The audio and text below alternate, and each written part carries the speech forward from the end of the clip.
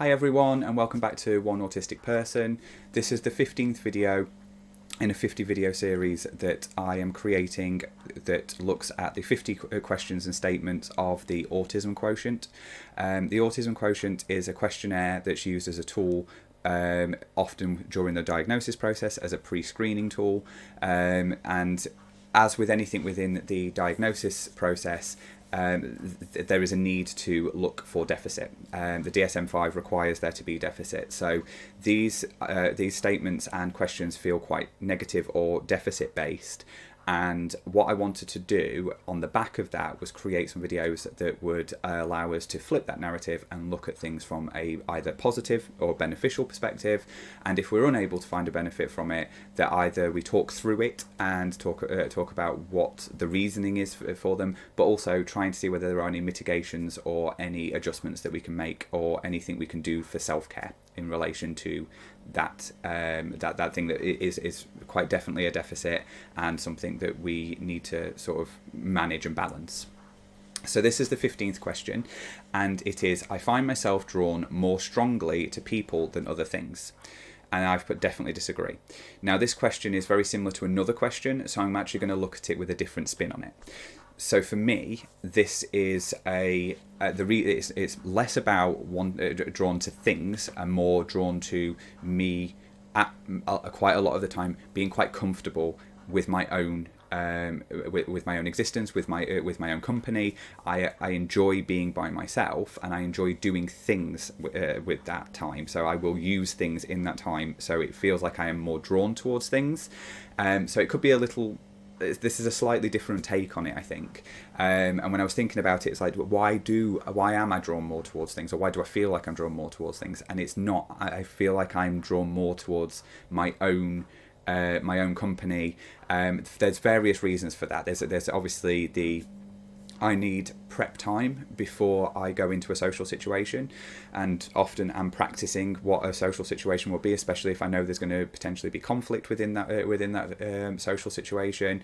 If there's going to be things that are unforeseen, I'll be trying to plan all of those things. And as much as I've tried my best to not ruminate over those things, I will do it. So I know I'm going to need to spend that time before a social interaction that isn't an easy normal interaction that I have with the person that I live with, for instance, or my mum or my best friend. They're the only ones I don't really need to practice, even though I do sometimes practice things with them when it is going to be a conflict situation, potentially when there's going to be a conflicting opinion or something. I will practice that so that I'm ready to deal with the situation. But any other social situation, and this includes going to the shop, I've said this in other videos, includes any situation I'm going to go into. I mean, prepping to go to the shop can take me an hour, and I'll go through every scenario of what could potentially happen, which it tends to be so many different scenarios of things that are never going to happen. But I need to prep myself for that, and then I need to be in that social interaction, which is extremely draining because I have social anxiety on top of the fact that I am autistic. But autism in itself, I'm constantly thinking about how people are perceiving me. Am I giving the right impression? What is my face doing? How is my voice? What does my voice sound like? Do I sound interested? Do I look interested? Am I being over the top? Because the fact that, I think we all know by now that I think that I potentially have ADHD, and I'm seeking that assessment. So I can sometimes feel like I'm being over the top rather than it being that I'm not giving enough. I can feel like I'm giving too much. So I've got that constant battle going on internally, and then I have to decompress, because I'm going to be I'm even just, like I say, going to the shop, I'm dysregulated after coming back from the shop because of all the sensory experiences that I've had. So you've got the social interactions, and you've got the sensory experiences that you've had, and then it's the rumination that you have afterwards. And I think that means that I want to go and do things with something. So I'll want to watch watch a TV show that's comfortable for me. So Doctor Who, Battlestar Galactica. There's many different TV shows that I will go back to. I'm currently watching Hustle, a BBC drama about grifters, which I've watched over and over again, and I think it's because I feel safe watching that thing over and over again. So that feels like I'm drawn towards a thing but actually that's me decompressing and me getting over the traumatic experiences that I've had in that given day, and it allows me to, so if my bucket's full, then it allows me to drain some of that bucket. I always call it my bucket when I'm saying about my when I'm getting to sensory overload, my bucket is full.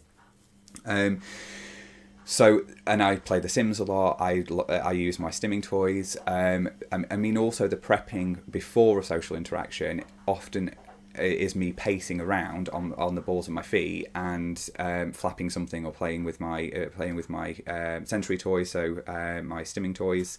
So I'll have a tangle or a puzzle that I'm playing with, or I'll have a ball that I'm squishing. So I've got lots of things going on there that I want to be able to do without another person there, that I want to feel free to be able to do those things. And regardless of how supported I am with that, I'm still struggling to feel comfortable in stimming the way that I want to.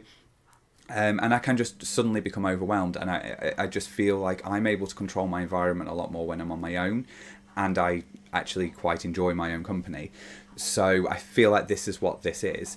The thing that I think we need to make sure we do with this and with an adjustment is realise that although those social interactions are stressful for us, we do still need them. They do have benefits that we're not necessarily aware of, but we do need to make sure that wherever possible we're having some kind of social interaction.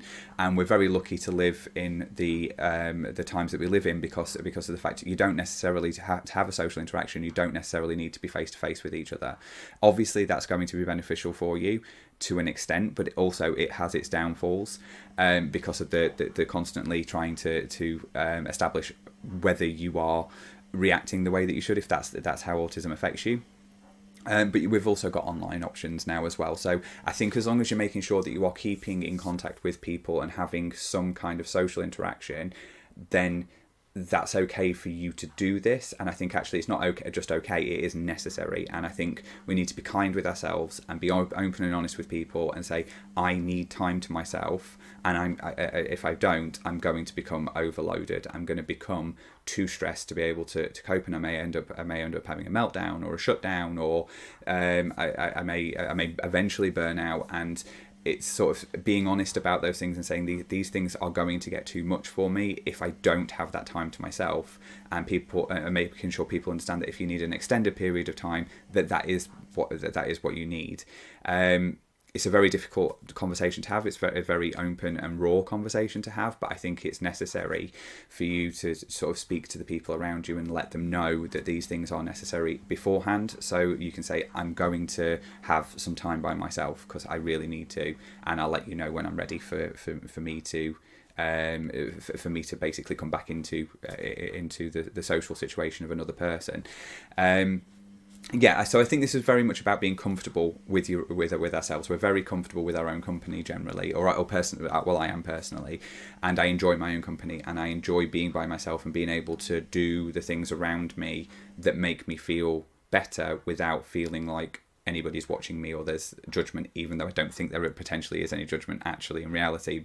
But being able to do it freely allows us to completely rebalance and regulate ourselves. So that's the 15th video. I hope you're enjoying these. As I've said with all of them, if you could comment, that would be perfect, 'cause I'd love this to become a community of people talking in a positive way about these questions and statements, and how other people I don't want to just say what I do. I'd love to hear what other people do and how other people experience autism and how they make adjustments for themselves, and how self-care is carried out across a wide group of people. So commenting on these videos would be fantastic, so that people can talk to each other and that I can comment back. I try my best to comment back to as many people as possible. So thank you very much. If you could do the other algorithm good things as well, if you could subscribe and share and like, I would be eternally grateful. So thank you very much, and I hope to see you on the next video. Thank you. Bye.